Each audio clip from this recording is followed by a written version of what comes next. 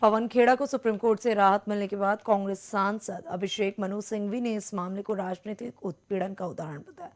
सिंघवी ने कहा कि असम की मजिस्ट्रेट अदालत से लेकर गुवाहाटी हाई कोर्ट और अंत में सुप्रीम कोर्ट तक का ये सफर बेहद संक्षिप्त समय में कई चरणों से गुजरा।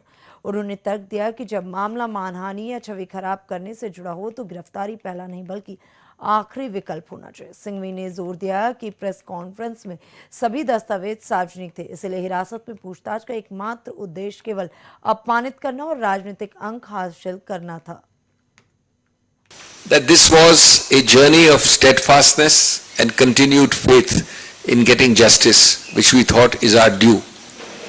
Why? Because this journey has had, in a very short period of time, multiple stages, fora, places, positions.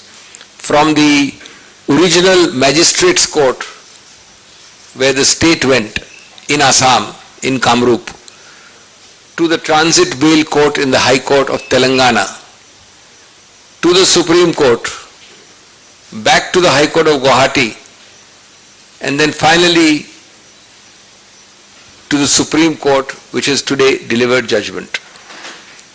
In this entire process, our unwavering faith and commitment in the judicial process can be seen, that of the litigant concerned, that of the Congress party, and that of every other stakeholder. This case also reminds us that when reputational damage is an issue, the beginning of this case, the heart of this case is alleged reputational damage. So it reminds us that when that is the issue, arrest should not be the first, but the last resort. And a last resort on what test? Can you achieve the objects of proper investigation without arrest? Is arrest the only way I can investigate his alleged defamatory comment?